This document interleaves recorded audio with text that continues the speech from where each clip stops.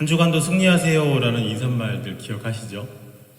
예전에 많이 했었습니다. 주일 예배 마치고 주일 오후에 헤어질 때 항상 그렇게 인사했었습니다. 한 주간도 승리하세요. 믿음 안에서 주님 안에서 한 주간도 정말 잘 지내시라는 축복의 인사입니다.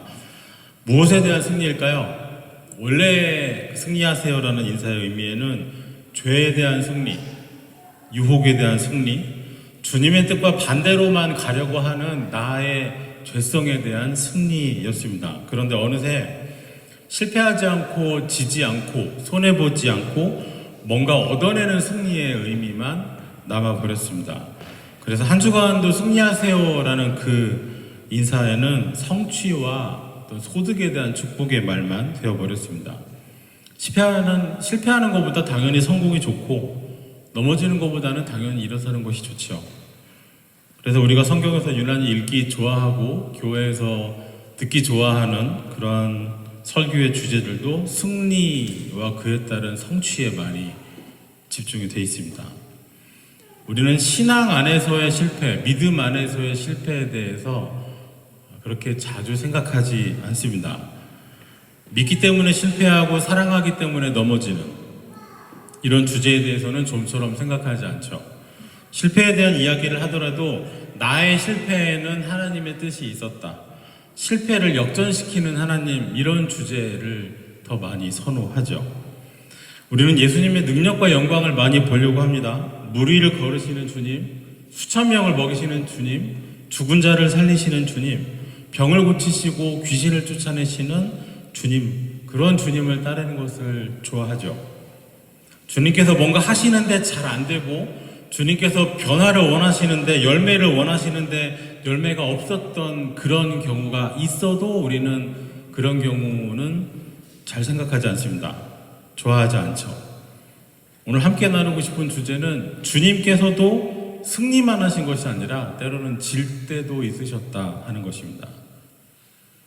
우리가 믿음이, 복음이, 때로는 성경이 막히고 힘을 잃고 쓰러지고 넘어지는 것이, 믿음이 좌절되고 복음이 실패하는 것이 얼마나 부당한지, 얼마나 말이 안 되는 상황인지 느끼며 낙심만 할 것이 아니라 우리 주님께서도 지실 때가 있었다는 사실에서 위로를 얻을 수 있기를 바랍니다.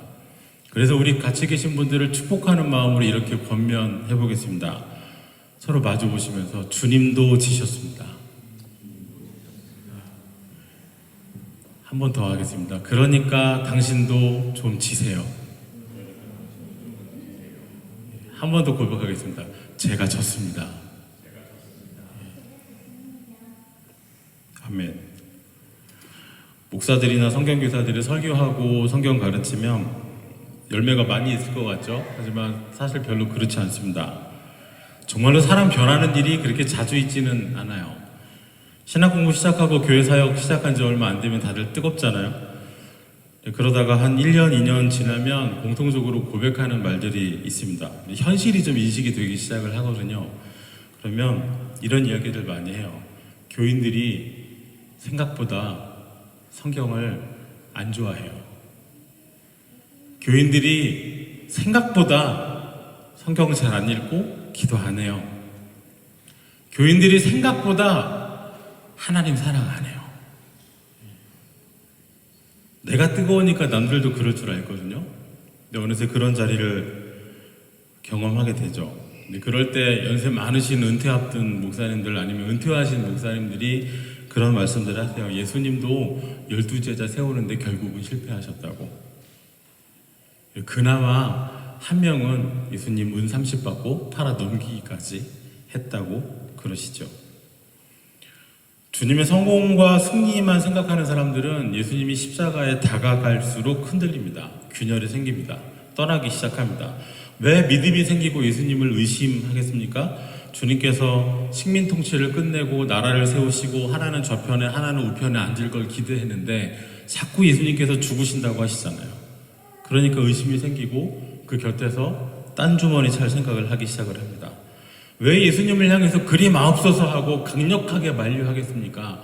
내가 생각한 메시아는 그렇게 십자가에서 죽는 메시아가 아니거든요. 왜 세례 요한이 예수님더러 이제 와서 새삼스럽게 당신이 내가 기다렸던 그분이 정말 맞습니까? 라고 또다시 묻겠습니까? 내가 생각했던 모습대로 예수님께서 도끼를 휘둘러서 회개의 열매를 맺지 않는 그 나무들을, 바리새인이라는 사두개라는 그 나무들을 당장 찍어내지 않으셨기 때문입니다. 예수님이 내가 생각했던 예수님이 아닐 때, 하나님이 내가 생각했던 하나님이 아니실 때 믿음이 많이 흔들리죠. 그럴 때는 우리 관점을 좀 바꿔야 됩니다. 그래서 오늘 사건과 같은 이 말씀을 눈여겨볼 필요가 있습니다. 예수님께서 잡히시는 사건입니다. 6월절이 됐습니다. 주님께서는 제자들의 발을 씻기시며 마지막 만찬을 하셨습니다. 떡도 나누시고 잔도 나누셨습니다. 이미 예수님의 장례를 기념하는 향유도 벌써 부어졌습니다. 12제자 중에 하나인 유다는 대제사장들 찾아가서 내가 예수님을 넘겨주면 어떤 대가를 주겠느냐고, 얼마를 주겠느냐고 거래를 제안했고 은 30을 받기로 약정이 됐습니다. 당시에 은 30은 다른 집 종을 실수로 죽게 만들었을 때, 귀족이 마차 끌고 가다가 거기서 남의 집 종이 치여 죽었어요. 그러면 은전 30을 물어주면 그게 배상이 끝납니다. 그런 돈이었습니다. 베드로는 차라리 죽을지언정 예수님 배신하지 않겠다고 굳은 맹세를 했지만 정작 그 자리에 가기도 전에 예수님이 겟세마네에서 기도하실 때는 잠도 이기지 못하고 잠에 들었죠. 잠자는 제자들을 깨우며 주님 말씀하십니다. 일어나라, 함께 가자. 보라, 나를 파는 자가 가까이 왔느니라. 유다가 무장한 사람들과 함께 나타났습니다. 말씀하실 때 12 중에 하나인 유다가 왔는데 대제사장들과 백성의 장로들에게서 파송된 큰 무리가 칼과 몽치를 가지고 그와 함께 하였더라. 예수님 체포하기 위해서 큰 무리가 왔다고 했습니다. 예수님 비폭력이시잖아요. 그렇죠? 심지어 제자들은 진짜 하늘의 명에서 벼락이 떨어지게 할까요? 그렇게 물어봐도 예수님 그렇게 안 하시잖아요. 오히려 책망하시잖아요. 그런데 예수님 잡으려고 엄청나게 강력한 무기를 가진 무장한 군인들까지 왔어요. 백성들에게 말씀을 전하고 백성들이 따르는 신앙적인 지도자를 잘못 체포했다가 반란이 일어날까봐, 밀란이 일어날 것을 우려했기 때문이죠. 이 당시의 역사적인 배경을 연구하는 분들이 이 예수님 잡으러 온 무리들을 칼이냐 몽치냐 무기를 가지고 잘 연구를 했습니다. 칼 든 사람들은 로마 군인들이었답니다. 로마 식민지 통치를 받는 유대인들이 칼을 가지고 무장할 수는 없었대요. 칼 든 사람들은 어디 있느냐? 성전 바깥에 로마 주둔 군인들이 있어요. 유대의 남자들은 6월절이 되면 누구나 다 성전에 찾아서 경배하잖아요. 그러면 남자들이 칼 들고 싸울 수 있는 성인 남자들이 예루살렘에 엄청 모이니까 그때 혹시 반란이 일어날까봐 빌라도가 성전에 보내놓은 로마 군인들이 있었답니다. 그런데 그 군인들 중에 일부가 예수님을 체포하는데 동원이 됐다 그럽니다. 몽치를 가지고 있는 사람, 우리 성경에 몽치인데 이거 곤봉이죠. 왜 중세 무기들 전시한 데 가보니까 그 야구방망이 같이 생겼는데 끝에 그 뾰족한 쇠붙이들 달린 거 있죠. 예, 철퇴라고 부르는 곤봉이죠. 이런 무기는 칼로 무장할 수 없는 유대인들이 갖는 무기였다고 합니다. 대제사장들, 그 당시에 제사장들은 굉장한 귀족계층이고 심지어 사명도 거느리고 있었다고 그래요. 그런데 감히 칼로 무장할 수는 없으니까 이런 몽치를 가지고 무장한 사병들이 있었다 그럽니다. 그러니까 칼 든 사람들은 총독 빌라도가 혹시라도 예수님 체포하는데 밀란이 일어날까봐 염려돼서 보낸 로마 군인들이고, 몽치를 든 사람들은 제사장들과 장로들이 보낸 사병들입니다. 예수를 파는 자가 그들에게 군호를 짜이르되 내가 입 맞추는 자가 그이니 그를 잡으라 한지라. 이미 예수님을 어떻게 잡을지, 누가 체포 대상인지 특정할 수 있게 작전을 짜놨습니다. 입을 맞추면서 인사하는 것은 친구끼리 하는 일이에요. 그래서 예수님께서 유다에게 친구야라고 하시잖아요. 제자가 스승에게 입을 감히 맞출 수 없는 거랍니다. 간단하게 볼에다가 뺨에다가 입을 맞추면서 인사하는 것은 친구들끼리 하는 우정의 표시이죠. 지금도 마찬가지입니다. 그러니까 유다에게 예수님은 더 이상 선생도 주도 아닌 친구인 것이죠. 곧 예수께 나와 랍비여 안녕하시옵니까 하고 입을 맞추니. 그런데 참 이 본문 보다가 흥미롭게 본 것이요, 48절에 사람들하고 약속할 때 내가 입 맞추는 자가 그다라고 할 때 그 입 맞추다라는 단어는 그냥 입 맞추는 거예요. 인사하는, 쪽 하고 입 맞추는 거거든요. 그런데 실제로 유다가 예수님한테 인사하면서 입을 맞출 때 그 입 맞추다는 우리 번역에는 똑같이 입을 맞추다인데 이 단어가 달라요. 그 영어 성경에는 보니까 진지하게 입을 맞췄다라고 진지하게를 앞에 더 붙여놨어요. 그 단어의 뜻을 살리기 위해서. 그러니까 간단하게 볼에다가 입을 맞춘 게 아니고 예수님을 꼭 끌어안고 그냥 여기저기 계속 입을 맞췄다는 그런 강조의 의미입니다. 그러니까 누구를 잡아야 하는지, 이날의 표적이 누구인지 절대로 오해할 수 없는 입맞춤인 것이죠. 내가 무엇을 하려고 왔는지 행하라 하셨습니다. 이 말이 끝나기가 무섭게 칼 든 사람, 뭉치 든 사람들이 예수님을 체포합니다. 본문에는 그저 담담하게 예수님을 잡았다고 하지만은 굉장히 폭력적이고 아주 거친 순간이었을 겁니다. 베드로가 이 순간을 참지 못하죠. 51절에 예수와 함께 있던 자 중에 하나가 손을 펴 칼을 빼어 대제사장의 종을 쳐 그 귀를 떨어뜨리니 칼을 휘둘러서 귀를 잘랐습니다. 귀 자르려고 칼을 휘둘렀겠어요? 설마? 내가 감히 예수님한테 손을 대는 놈의 귀를 자르리라 이렇게 했겠어요? 죽이려고 한 거죠. 목을 베려고 하다가 피하니까 귀가 잘렸습니다. 마태복음에는 베드로라는 실명이 나타나 있지 않죠.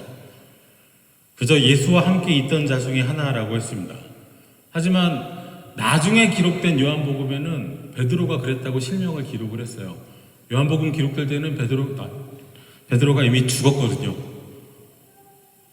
마태복음 기록될 때 베드로가 살아있으니까 만약에 이 내용을 그대로 실명을 기록하면 그대로 범죄의 기록이 되는 거예요. 그래서 마태복음이 기록될 때는 베드로의 실명은 기록하지 않았다 그럽니다. 요한복음에는 이때 칼 휘두른 게 베드로인 것도 기록이 돼 있고, 귀가 잘렸다가 예수님이 다시 붙여주신 그 종의 이름이 말고라는 것도 기록이 돼 있습니다. 칼을 도로 넣으라고 하셨습니다.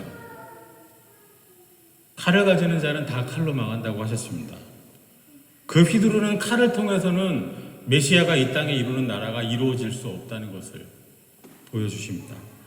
우리 다음의 두 절을 함께 읽겠습니다. 53절과 54절입니다. 너는 내가 내 아버지께 구하여 지금 12군단 더 되는 천사를 보내시게 할 수 없는 줄로 아느냐? 내가 만일 그렇게 하면 이런 일이 있으리라는 성경이 어떻게 이루어지겠느냐 하시더라. 오늘 우리가 직면하고 싶은 주님의 질문입니다. 너는 내가 할 수 없는 줄로 아느냐?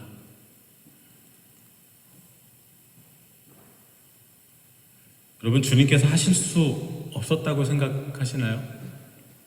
주님께서 힘이 없으셔서, 능력이 없으셔서 어떤 현대의 신학자들이 말하는 것처럼 제자들에게 실컷 이야기하고 사람들을 잔뜩 선동해 놨는데 그것 때문에 죽음이 닥쳐오니까 흔히 비유하는 것처럼 역사의 수레바퀴가 굴러가기 시작했는데 차마 그걸 구르기에는 했는데 피하지는 못하고 본인이 깔려 죽었다라고 말하듯이 예수님이 정말로 자신의 체포를, 그 죽음을 피할 수 없이 당하신 것 같으신가요? 예수님이 이날 저녁 모욕적인 입맞춤을 당하시고 무리에게 잡히신 것은 이런 일이 있으리라 한 성경이 이루어지게 하시기 위해서였습니다. 말씀이 이루어지게 하기 위해서, 성부 하나님의 계획이 이루어지게 하기 위해서 성자 하나님이신 그리스도 예수께서 아무런 저항도 없이 당하셨습니다. 이길 수가 없어서가 아니라, 할 수가 없어서가 아니라 일부러 지셨습니다. 복음서에는 주님께서 하실 수 없었고 거절당하신 일들이 많이 기록되어 있습니다.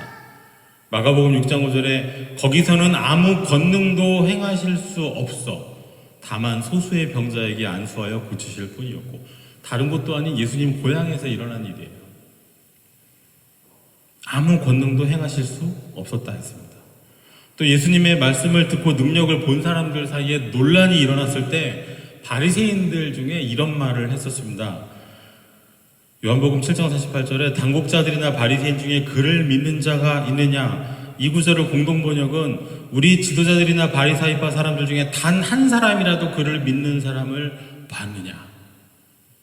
예수님이 그렇게 많이 그렇게 자주 바리새인들에게도 교훈을 주시고 말씀하시고 대답도 해주시고 모습을 보이셨는데 그 지도자들 바리새파 사람들 중에는 단 한 사람도 예수 믿는 사람이 없는 거예요. 본인들이 스스로 자부하고 물을 정도입니다. 왜 예수님께서는 흠모할 것 없는 분이 되셔서 배척을 받으시고 외면을 당하시고 죽임을 당하는 자리에 서셨을까요? 승리 자체이신 주님께서 철저하게 왜 패배하셨을까요? 성경을 이루기 위해서였습니다.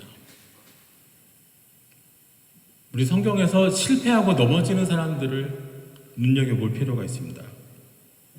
일부러 그럽니다. 바울이 복음을 전하다가 예루살렘으로 다시 돌아가려고 할 때 많은 사람들이 말렸습니다. 심지어 사람들이 인정상 말린 게 아니라 성령께서 알려주시면서 말리셨어요. 그런데도 예루살렘으로 나아갔습니다. 환난과 결박이 나를 기다린다라는 사실을 분명히 알았습니다. 성경에서 승리와 쟁취만 보려고 한다면 이런 사건들을 보면서 눈을 바꿀 수 있으면 좋겠습니다. 승리에 초점이 맞춰져 있으면 바울이 예루살렘 향해서 기꺼이 나아가는 그것을 어떻게 적용하겠어요? 성령께서 미리 알려주셨다고, 성령께서는 믿음의 사람에게 다 미리 알려주신다고, 나 넘어지지 말라고, 나 고생하지 말라고, 나 환난당하지 말라고, 나 실패하지 않고 나 안전하라고 나에게 알려주신다고. 그래서 다른 사람 다 망하고 다 실패하고 다 좌절했는데 예수 믿는 나는 성공했다고 그렇게 적용하지 않겠어요? 그런 간증들 굉장히 많이 들어보셨을 겁니다. 하지만 그런 관점으로 어떻게 다른 사람들을 바꾸고 사회 안에서 교회가, 기독교가 사회 안에 조금이라도 향기를 풍길 수 있을까요? 실패에도 주목하고 넘어짐을 묵상할 수 있으면 좋겠습니다. 성경에서 승리자만을 발견하려고 하면 안 됩니다. 우리 삶에 밀착된 교훈은 오히려 잘하고 칭찬받고 능력 있는 사람들이 아니라 오히려 불순종하고 넘어지고 실패하고 좌절한 사람들 아니던가요? 아담의 실패를 보십시오. 방주를 만들고 생존했지만은 다시 생육하고 번성하라는 말씀을 또 들었지만은 술 취해버린 노아의 실패를 보세요. 하나님의 뜻을 알면서도 도망치고 하나님께서 또다시 순종의 자리로 되돌려 놓으셨어도 고집을 꺾지 않는 요나의 일그러짐을 봐야 됩니다. 만나를 먹고 생수를 마시고서도 하나님 말씀 외면하고 모세를 때려 죽이려고 하는 이스라엘 백성들을 봐야 됩니다. 주님의 부활을 봤으면서도 다시 물고기 잡으러 간다고 나아가는 제자들을 봐야 됩니다. 복음을 증거하러 다니다가도 이방인들하고 교제하고 밥 먹다가 유대인들 온다고 하니까 이걸 어떻게 하지 하고 그 자리를 모면하려고 그 자리를 떠나버린 베드로도 봐야 됩니다. 오늘 주님께서는 하나님의 말씀이 이루어지게 하기 위해서 기꺼이 지셨습니다. 심지어 주님께서는 십자가에서도 아무 일도 안 하셨죠. 십자가에서 내려오고 정말 그리스도라면, 정말 하나님의 아들이라면 그 능력과 힘으로 내려와 봐라. 그러면 우리가 믿어주겠다라고 말하는 사람들 있었지만은 예수님 정말 그리스도이시기 때문에, 참으로 하나님이시기 때문에 십자가에서 죽지 아니하고서는 우리의 죄가 사해질 수 없기 때문에 예수님 십자가에서 너무나도 무력하게 그저 못 박혀서 아무런 저항 없이 죽으셨습니다. 그래야 하나님의 뜻이 이루어지기 때문입니다. 저도 괜찮은 관계가 있죠. 지는 게 아무렇지도 않은 사이가 있죠. 사랑하는 사람들 그렇습니다. 사랑은 실패가 뻔해도 기꺼이 하잖아요. 져주잖아요. 자식들한테 아무리 잘해줘도 넘치게 해줘도 이거 주면 저거 안 줬다 그러죠. 여기서 일으켜주면 저기서 넘어졌다고 원망하죠. 결국 좋은 소리 못 들을 거 부모님들은 아시는 것 같아요. 하지만 하시잖아요. 성공, 가성비, 투자, 결과만 놓고 보면 부모님들이 자식들 사랑하는 것도 사실은 그렇게 썩 괜찮은 건 아니래요. 잘 못한다고, 능력 없다고, 아무것도 해준 거 없다는 평가를 받아도 해야 할 일을 합니다. 자식 키우는 부모님들도 그렇게 합니다. 실패도 지는 것도 신앙생활의 일부입니다. 이걸 인정해야 다른 사람의 믿음 안에서 신앙 가운데 넘어졌을 때 그 사람을 비난하지 않을 수 있습니다. 누군가 처참하게 신앙 안에서 실패했을 때, 복음에서 미끄러지고 넘어졌을 때 그 사람을 책망하지 않을 수 있습니다. 우리는 주님의 실패를 보고, 제자들의 실패를 보고, 복음의 패배를 볼 때가 있습니다. 선교가 실패하는 현장도 자주 보고 듣습니다. 문 닫는 교회도 많이 있습니다. 풍랑은 멈추지 않고 오히려 배가 깨어져 버리는 사건도 있습니다. 성경은 성공적인 이야기만을 보여주지 않습니다. 누군가 만약에 성경에서 이렇게 했더니, 이렇게 헌신했더니 많이 받고, 이런 일을 했더니 끝내 하나님이 도와주셔서 성공했다, 그렇게 타산지석을 찾으려고 한다면 거기에는 무너지지 않은 집을 지을 수 없을 것입니다. 제자들의 실패를 보면서 나는 그러지 말아야지, 이스라엘의 죄를 보면서 나는 저러지 말아야지, 믿음이 없어서 그래, 나는 그러지 않을 거야 라고 다짐해서는 안 됩니다. 그거 믿음이 아닙니다.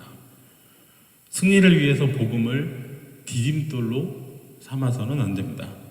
기꺼이 감당해야 하는, 때로는 믿기 때문에 져야 하고, 때로는 믿기 때문에 사랑하기 때문에 실패해야 하는 십자가를 마다하는 사람들이 됩니다. 눈앞에 십자가가 보이는데도, 환난과 결박이 기다리는데도 기꺼이 가는 믿음, 그래서 찾아보기 어렵게 됐습니다. 여러분은 어떻게 생각하시나요? 할 수 없는 줄로 아느냐? 이 물음 앞에서 생각할 수 있으면 좋겠습니다. 지세요. 주님이 지실 때 여러분도 지세요. 주님은 지고 계시는데 그 자리에서마저도 주님을 힘입어서 나는 이기기를 바라는 그런 믿음 아니면 좋겠습니다. 주님이 십자가에 못 박히시면 여러분도 우리도 못 박혀야 됩니다. 그래야 주님이 이기실 때 우리도 이길 수 있습니다. 그래야 주님이 영광 가운데 서실 때 우리도 함께 영광 누릴 수 있습니다. 오늘 본문의 사건을 가만히 보고 있으면 이 모든 예수님이 잡히시는 과정의 주도권이 어디에 있는지 눈에 띄거든요. 가룟 유다가 주도권을 갖고 있을까요? 제사장들이 보낸 몽치든 사람이 주도권을 갖고 있을까요? 아니면 로마 식민지의 군인들이니까 그 사람들이 주도권을 가지고 있을까요? 아니죠. 예수님이 주도권을 갖고 계시잖아요. 입맞추는 이에게 친구요, 네가 행하려고 하는 일을 하라, 그 말이 있어야 그나마 예수님 몸에 손이라도 될 수 있어요. 예수님께서 허용하지 않으시면 안 일어나는 일인 겁니다. 예수님은 일부러 모든 상황의 주도권을 쥐고 계시면서도 하나님의 뜻이, 성경이 이루어지게 하기 위해서 지셨습니다. 오늘 우리가 주님이 지는 자리에서 함께 지고, 주님이 잡히시는 자리에 우리도 결박을 당하고, 주님이 넘어지시는 자리에서 우리도 넘어질 줄 알고, 그리하여서 주님께서 다시 서시는 자리에 우리도 다시 서고, 주님께서 기쁨을 누리시는 자리에서 우리도 기쁨을 함께 누릴 수 있으면 좋겠습니다. 기도하겠습니다. 주님, 우리를 위하여 낮고 천한 곳에 오시고 열매 없는 곳에 기꺼이 권능을 보이시며 보답 없는 이들에게 애정을 쏟으시며 오히려 비난하는 이들을 위해서 피 흘려 죽으신 주님, 할 수 있으시나? 창조의 권능도 심판의 권능도 가지고 계시나 기꺼이 져주시고 잡혀주시고 피 흘리시고 죽으신 주님을 우리가 믿사오니 주님이 쥐실 때 우리도 함께 지고, 주님이 쓰러지실 때 우리도 함께 쓰러지고, 복음이 부어지나 의미 없이 쏟아진 것 같은 그 자리에 우리도 붙고 쏟아질 수 있게 하여 주옵소서. 그리하여 주님 사실 때 우리도 살고, 주님 영광 가운데 서실 때 우리도 그 곁에 서게 하여 주옵소서. 예수님 이름으로 기도하옵나이다. 아멘.